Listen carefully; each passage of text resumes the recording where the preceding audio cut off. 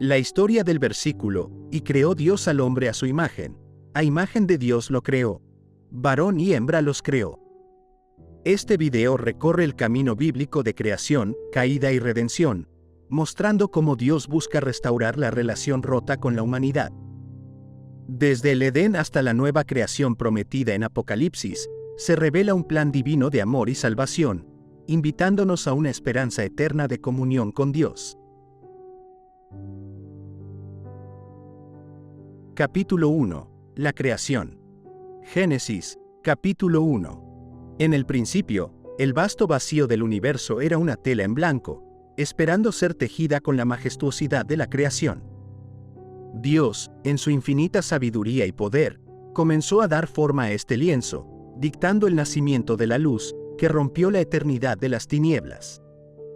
Día tras día, Él convocó a la existencia los cielos y la tierra, los cuerpos celestes, las aguas y la tierra seca, y la vegetación. Cada elemento fue meticulosamente diseñado para mantener un equilibrio perfecto, una armonía que resonaría a lo largo de los siglos.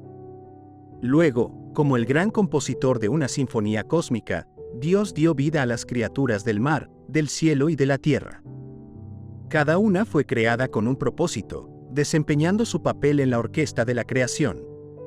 Sin embargo, aún no se había revelado la pieza central de su obra. Con una pausa contemplativa, Dios se preparó para su acto más trascendental, la creación del hombre y la mujer. Creemos al hombre a nuestra imagen y semejanza, declaró, y así, con un soplo de vida, Adán y Eva tomaron forma, nacidos del polvo y divinamente inspirados. Fueron hechos para reflejar la gloria de su Creador, dotados de libre albedrío, de la capacidad para amar, crear y tomar decisiones morales. En ellos, la imagen de Dios se manifestaba no solo en su forma física, sino en su esencia espiritual y moral. La creación del hombre y la mujer marcó el culmen de la obra de Dios, una afirmación de la dignidad y el valor inherente de la humanidad.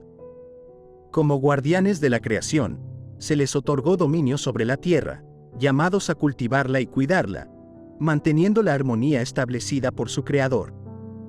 En este acto de creación, Dios estableció una relación íntima con la humanidad, un lazo que reflejaría su amor, su justicia y su deseo de comunión con sus criaturas.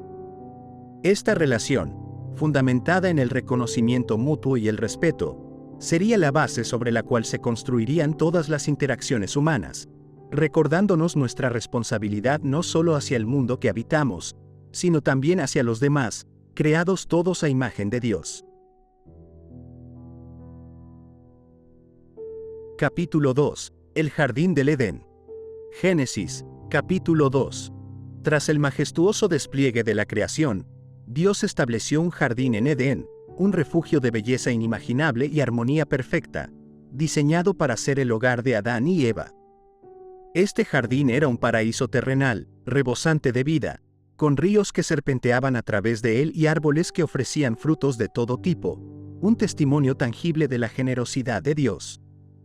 En el centro del jardín, creció el árbol de la vida, símbolo de la providencia divina, y el árbol del conocimiento del bien y del mal, que marcaba el único límite impuesto por Dios, la prohibición de comer de su fruto. En este escenario, Adán fue llamado a nombrar cada criatura, un acto que significaba no solo la autoridad sobre la naturaleza, sino también una profunda conexión con cada ser vivo. Sin embargo, entre todas las criaturas, no se encontraba una compañera adecuada para él. Reconociendo la necesidad de Adán de una compañía que reflejara su propia esencia, Dios creó a Eva de una de sus costillas, subrayando la unidad e igualdad intrínseca entre el hombre y la mujer. Juntos, en la comunión perfecta, reflejaban la imagen completa de Dios. El jardín del Edén era el escenario de la relación original que Dios deseaba tener con la humanidad. Una relación basada en la libertad, el amor y la confianza mutua. En este jardín no había lugar para el temor o la vergüenza.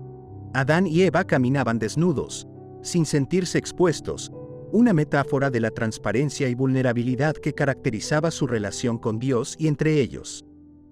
Esta armonía era un reflejo del orden divino, una muestra de lo que la creación estaba destinada a ser. La creación de Eva, a partir de Adán, no solo destacó la importancia de la comunidad y la relación, sino que también estableció el fundamento del matrimonio y la familia. A través de su unión, Dios ilustraba el tipo de relaciones íntimas y amorosas que deseaba que sus criaturas experimentaran.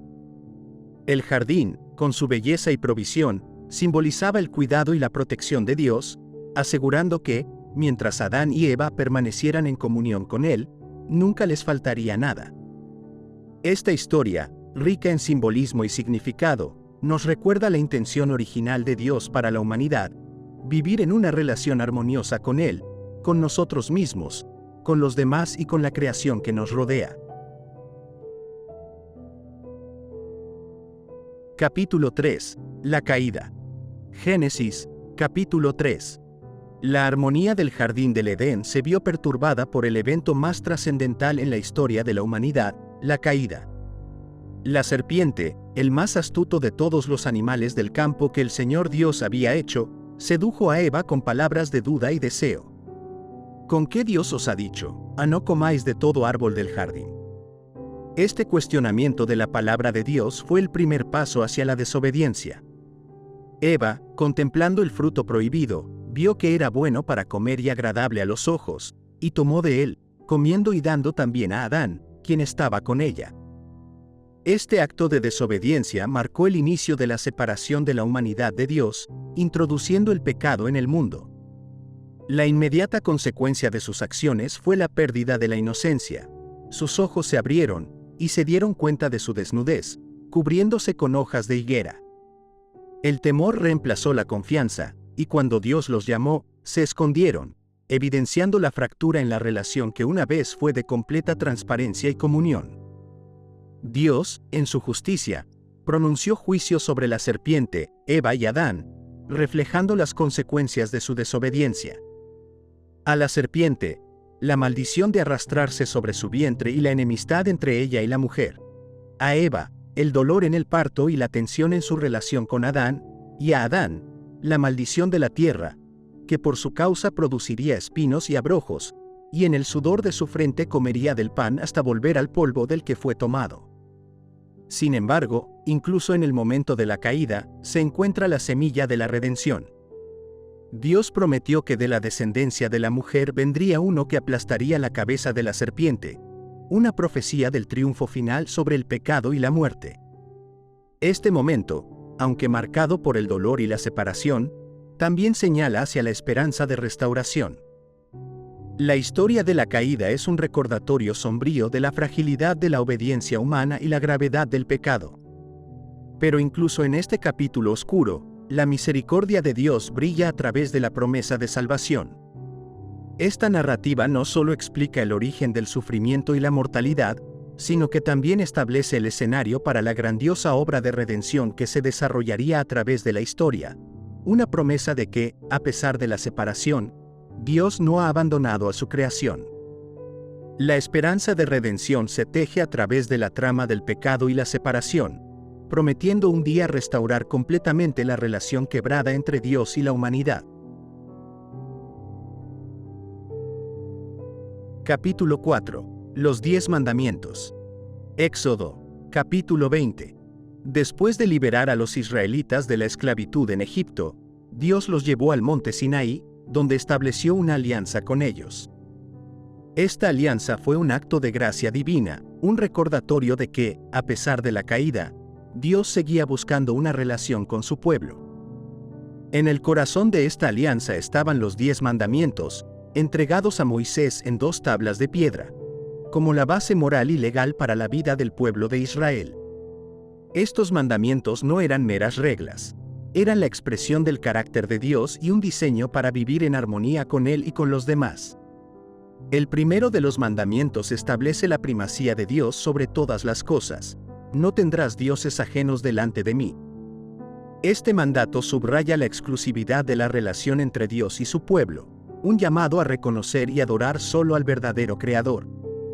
Los mandamientos que siguen, que prohíben la idolatría, el uso indebido del nombre de Dios, y establecen el sábado como día de reposo, refuerzan esta relación, invitando a los israelitas a vivir de una manera que refleje su santidad y soberanía. Los mandamientos restantes se centran en las relaciones humanas: honrar a los padres, no matar, no cometer adulterio, no robar, no dar falso testimonio, y no codiciar. Estos no solo promueven la justicia y el orden social, sino que también reflejan el cuidado y el respeto inherentes a la dignidad de cada persona, creada a imagen de Dios. Al obedecer estos mandamientos, los israelitas no solo demostrarían su lealtad a Dios, sino que también vivirían en una comunidad que refleja su amor y justicia. La entrega de los 10 mandamientos fue un momento definitorio en la relación entre Dios y su pueblo. Estableció un marco dentro del cual podrían adorar a Dios y vivir juntos de manera justa y santa. Este evento no solo subraya la santidad de Dios y su deseo de que su pueblo sea santo, sino que también refleja cómo la humanidad, creada a imagen de Dios, está llamada a vivir en maneras que honren esa imagen. Los 10 mandamientos son un testimonio duradero del cuidado de Dios por su creación y su deseo de restaurar la relación rota por el pecado. A través de ellos, Dios revela su carácter y establece los principios que, si se siguen, conducen a la vida en su plenitud.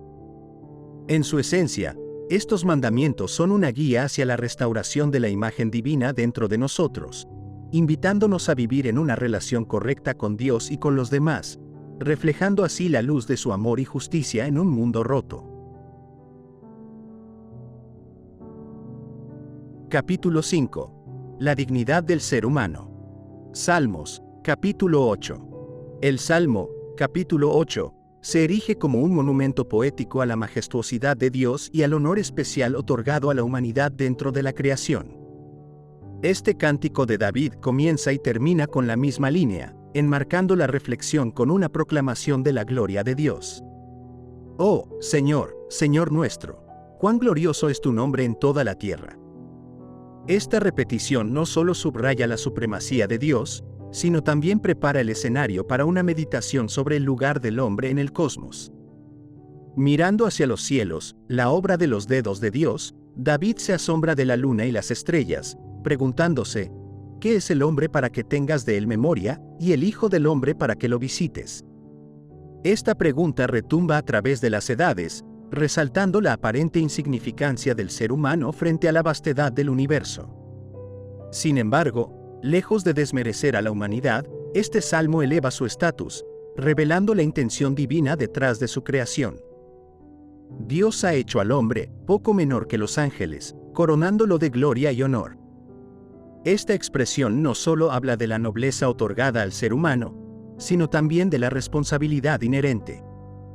Al hombre se le ha dado dominio sobre las obras de las manos de Dios, llamado a cuidar y gobernar la creación con justicia y sabiduría. Esta delegación de autoridad es un reflejo de la imagen de Dios en el hombre, una demostración de confianza divina en su capacidad para reflejar el carácter de su Creador en el cuidado de la tierra.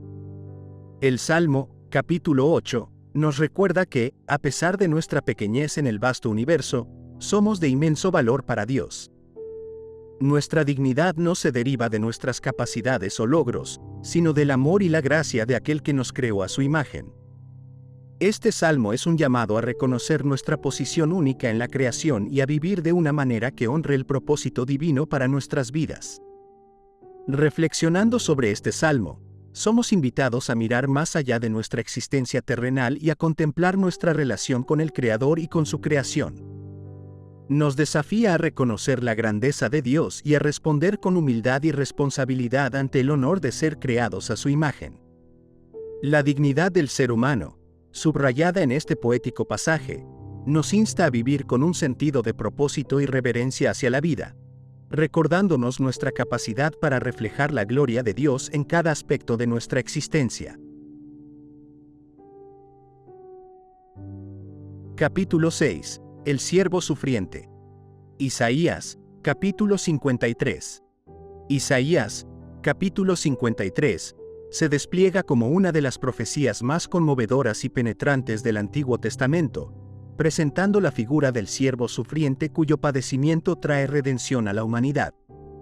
Este capítulo, escrito siglos antes de la venida de Cristo, pinta un retrato sorprendente de la misión redentora que Jesús cumpliría, mostrando cómo Dios, en su amor y justicia, haría posible la restauración de la relación rota por el pecado a través del sacrificio de su siervo. Despreciado y rechazado por los hombres, varón de dolores y experimentado en quebranto. Así comienza la descripción del siervo, un anuncio de la soledad y el sufrimiento que enfrentaría.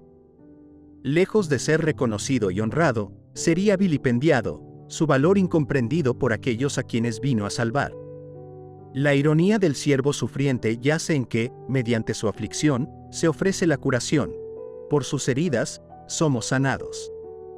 La justicia divina y la misericordia se encuentran en su sacrificio, proporcionando un camino hacia la redención. Este pasaje profundiza en el concepto de sufrimiento vicario. El siervo carga con el pecado de muchos, ofreciendo su vida como ofrenda por el pecado. Su inocencia contrasta con la culpabilidad de la humanidad, resaltando la profundidad del amor de Dios, que envía a su propio Hijo a sufrir en lugar de sus criaturas caídas.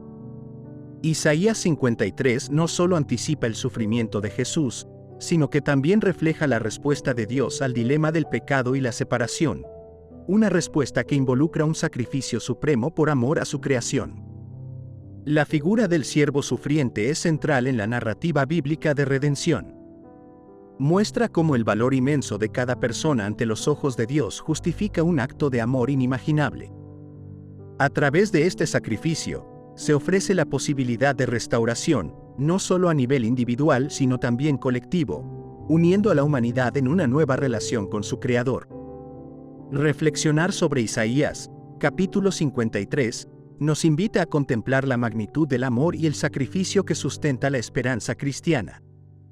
Nos desafía a reconocer nuestra propia necesidad de redención y a responder al llamado a vivir de una manera que refleje la gratitud y el compromiso con ese amor sacrificial. La profecía del siervo sufriente nos recuerda que en el corazón del Evangelio yace una promesa de salvación y renovación, accesible a todos los que ponen su fe en Jesucristo. A través de su sufrimiento y victoria, somos llamados a experimentar la transformación, redescubriendo nuestra verdadera identidad como seres creados a la imagen de Dios, restaurados para vivir en comunión con Él y entre nosotros. Capítulo 7. El Sermón del Monte. Mateo, capítulos del 5 al 7. El Sermón del Monte, registrado en los capítulos del 5 al 7 del Evangelio de Mateo, presenta las enseñanzas fundamentales de Jesús, ofreciendo un compendio de la ética del reino de los cielos. Este sermón no solo desafía las normas religiosas y sociales de su tiempo, sino que también establece un marco revolucionario para la vida de los seguidores de Jesús, enfatizando el amor, la misericordia y la justicia como pilares de una existencia que refleje la naturaleza de Dios. Las bienaventuranzas inauguran el sermón, proclamando bendiciones sobre aquellos que el mundo a menudo pasa por alto o margina: los pobres de espíritu, los que lloran, los mansos, los que tienen hambre y sed de justicia, los misericordiosos, los de limpio corazón, los pacificadores y los perseguidos por causa de la justicia. Estas declaraciones no solo invierten los valores del mundo, sino que también revelan el corazón de Dios hacia los vulnerables y afligidos, ofreciendo un retrato de la comunidad del reino caracterizada por la compasión y la solidaridad. Jesús continúa profundizando en la ley, no para abolirla, sino para cumplirla plenamente, llevando sus mandatos a una comprensión más profunda y espiritual. Por ejemplo, expande la prohibición del asesinato para incluir el enojo y el desprecio hacia los demás, y la del adulterio para abarcar también el deseo lujurioso, señalando que la justicia del reino se preocupa tanto por la integridad del corazón como por las acciones externas. Estas enseñanzas enfatizan que la verdadera rectitud trasciende la mera observancia legal y se arraiga en una transformación interior que refleja el amor de Dios. El sermón también incluye prácticas esenciales de la vida espiritual, como la oración, el ayuno y la limosna, advirtiendo contra la realización de estas prácticas para ganar la admiración de otros. En su lugar, Jesús invita a una autenticidad que busca la aprobación de Dios por encima de todo. La oración del Señor, ofrecida como modelo, encapsula esta visión de una relación filial y confiada con el Padre Celestial, que provee, perdona y guía a sus hijos. El Sermón del Monte culmina con el llamado a construir la vida sobre la roca sólida de las enseñanzas de Jesús, una metáfora de la sabiduría y la seguridad que se encuentran en la obediencia a sus palabras.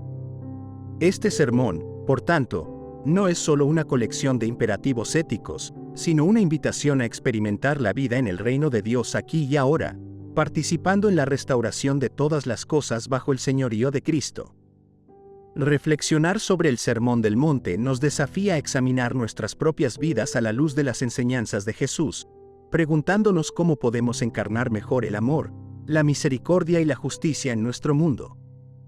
Nos recuerda que ser creados a imagen de Dios implica vivir de una manera que refleje su carácter, buscando activamente el bienestar de los demás y avanzando hacia la realización del reino de Dios en medio de nuestra realidad cotidiana. Capítulo 8. Jesús y Nicodemo. Juan, capítulo 3. En el Evangelio según Juan, capítulo 3, encontramos un encuentro trascendental entre Jesús y Nicodemo, un fariseo y miembro del Sanedrín. Este diálogo nocturno revela verdades profundas sobre la naturaleza del reino de Dios y la necesidad del nuevo nacimiento. Nicodemo, buscando comprender a Jesús, se acerca a él bajo el manto de la noche, posiblemente indicando tanto su curiosidad como su cautela. Jesús, reconociendo la sinceridad de su búsqueda, le ofrece una enseñanza que se convertiría en uno de los pilares de la fe cristiana. De cierto te digo, que el que no naciere de nuevo, no puede ver el reino de Dios, declara Jesús, introduciendo el concepto del nuevo nacimiento o nacimiento de lo alto. Esta idea desconcierta a Nicodemo, quien interpreta las palabras de Jesús en un sentido literal, preguntándose cómo puede un hombre nacer siendo viejo. Jesús, sin embargo, habla de un nacimiento espiritual, necesario para entrar en el reino de Dios, un nacimiento que proviene del Espíritu. Este diálogo destaca la importancia de la fe en Jesús para la salvación, un tema que resuena a lo largo del Evangelio de Juan. Porque de tal manera amó Dios al mundo, que ha dado a su Hijo unigénito, para que todo aquel que en él cree, no se pierda, mas tenga vida eterna. Estas palabras, pronunciadas en el contexto de este encuentro, encapsulan el amor de Dios por la humanidad y su deseo de restaurar la relación rota por el pecado. La conversación entre Jesús y Nicodemo nos invita a reflexionar sobre la naturaleza transformadora de la fe y la obra regeneradora del Espíritu Santo. Muestra que el amor de Dios se extiende a todas las personas, ofreciendo una oportunidad de renovación y vida eterna a través de la creencia en Jesucristo. Este encuentro también subraya el tema de la luz contra la oscuridad, un motivo recurrente en el Evangelio de Juan, donde Jesús es presentado como la luz del mundo, viniendo a iluminar la oscuridad del pecado y ofreciendo guía hacia la verdad. La historia de Jesús y Nicodemo es un recordatorio poderoso del amor inclusivo de Dios y de su llamado a experimentar una transformación profunda por medio de la fe. Nos enseña que la entrada al reino de Dios no se logra por méritos propios, sino por un acto de gracia divina que invita a todos a una relación renovada con el Creador. A través del nuevo nacimiento, somos llamados a vivir como ciudadanos del reino, reflejando la luz de Cristo en un mundo necesitado de esperanza y redención. Capítulo 9. Vida por el Espíritu. Romanos, capítulo 8. El capítulo 8 de la Epístola de los Romanos se erige como uno de los textos más poderosos y alentadores de toda la Escritura, abordando la transformación radical que experimentan aquellos que viven según el Espíritu de Dios. Pablo contrasta la existencia dominada por la carne, es decir, una vida guiada por deseos egoístas y pecaminosos, con una vida guiada por el Espíritu, marcada por la paz y la libertad que se encuentran en Cristo Jesús.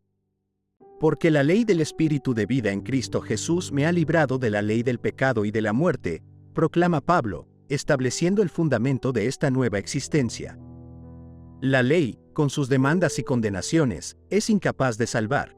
Sin embargo, lo que era imposible para la ley, Dios lo logró enviando a su propio Hijo en semejanza de carne pecaminosa y por el pecado, condenó al pecado en la carne. Esta acción divina no solo muestra el amor inmenso de Dios, sino que también abre el camino para que los creyentes vivan una vida que agrada a Dios, no a través de sus propios esfuerzos, sino por el poder del Espíritu que habita en ellos. La vida en el Espíritu se caracteriza por una relación filial con Dios, en la que los creyentes son adoptados como hijos e hijas, y pueden clamar, Abba, Padre. Esta intimidad con el Creador es un testimonio del Espíritu de nuestra identidad y herencia como coherederos con Cristo, asegurando a los creyentes de su valor y lugar dentro de la familia de Dios. La esperanza de la gloria futura, de la redención completa de la creación, sustenta a los creyentes a través de sufrimientos presentes, ofreciendo una perspectiva que trasciende las circunstancias actuales.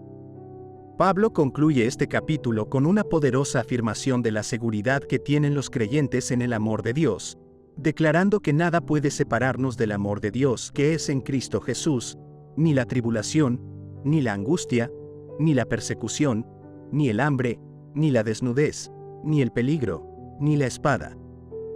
Esta promesa subraya la certeza de la victoria sobre el pecado y la muerte, una victoria ya asegurada por la obra redentora de Cristo.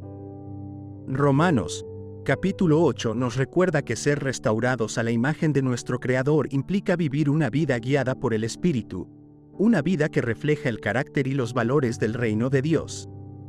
Nos desafía a considerar la dirección de nuestras vidas y a buscar la transformación que solo el Espíritu puede realizar. A través de esta vida en el Espíritu, somos empoderados para superar la esclavitud del pecado y experimentar la plenitud de vida que Dios ha diseñado para nosotros, manifestando su gloria y amor en un mundo que anhela la esperanza y la renovación. Capítulo 10. Un nuevo cielo y una nueva tierra. Apocalipsis, capítulo 21. El libro del Apocalipsis, con su visión profética y simbólica, concluye con una promesa de esperanza y restauración, la creación de un nuevo cielo y una nueva tierra. En el capítulo 21, Juan describe su visión de la Jerusalén celestial descendiendo de Dios, preparada como una novia hermosamente adornada para su esposo. Esta imagen evoca la consumación de la historia de salvación, un momento en que la relación entre Dios y la humanidad se restaura plenamente y la creación misma es renovada. Y oí una gran voz del cielo que decía, He aquí el tabernáculo de Dios con los hombres, y Él morará con ellos, y ellos serán su pueblo, y Dios mismo estará con ellos como su Dios. Esta proclamación señala el fin de la separación entre Dios y la humanidad, una promesa de presencia divina y comunión ininterrumpida. En este nuevo mundo, no hay más lágrimas, muerte, luto, clamor, ni dolor, pues las primeras cosas han pasado. La visión de Juan ofrece un contraste marcado con la realidad presente, marcada por el sufrimiento y la separación, ofreciendo una vislumbre de la restauración total que Dios ha prometido. La Nueva Jerusalén, descrita en términos de esplendor y belleza inimaginables, no solo representa la morada de Dios con su pueblo, sino también el cumplimiento de la santidad y la justicia. La ciudad no necesita del sol ni de la luna para brillar en ella, pues la gloria de Dios la ilumina, y el Cordero es su lámpara. Esta luz eterna simboliza la revelación plena de Dios, una iluminación que trasciende la necesidad de fuentes de luz creadas, enfatizando la centralidad y suficiencia de Dios en este nuevo reino. Uno de los aspectos más conmovedores de esta visión es la inclusión de las naciones y la curación de las heridas de la humanidad. Y las naciones andarán a su luz, y los reyes de la tierra traerán su gloria y honor a ella. Esta afirmación habla de una restauración no solo individual sino también colectiva, en la que la diversidad de la creación humana es celebrada y redimida, un eco del propósito original de Dios para la humanidad, creada a su imagen para vivir en armonía y unidad. Apocalipsis, capítulo 21, nos invita a anhelar y trabajar por un futuro en el que la justicia, la paz y la presencia de Dios caractericen toda la existencia. Nos recuerda que, a pesar de las tribulaciones presentes, hay una promesa segura de renovación y vida eterna para aquellos que se aferran a la esperanza en Cristo. La visión de un nuevo cielo y una nueva tierra es un llamado a vivir de manera que refleje los valores del reino venidero, siendo agentes de reconciliación y portadores de esperanza en un mundo fracturado, anticipando el día en que veremos la restauración de todas las cosas y viviremos en perfecta comunión con Dios y entre nosotros.